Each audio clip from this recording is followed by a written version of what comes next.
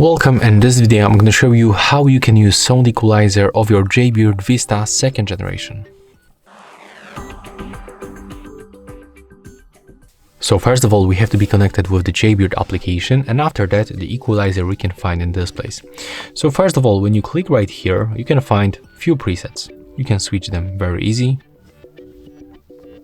just like that, but also you can just edit them. So you just have to click on the edit button, and here with the dots you can adjust the current changes.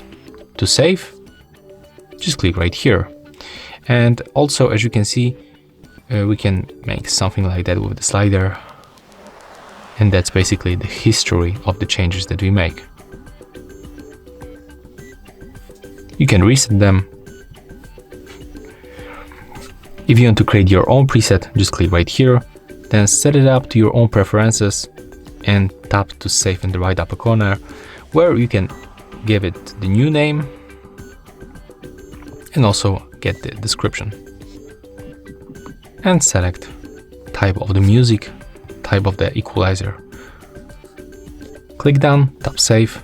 As you can see, it changed, and you can also edit actually this photo right here. So you can change from your photo or from the Jaybird presets. You can select whatever photo you want. If you want to get rid of any of this preset,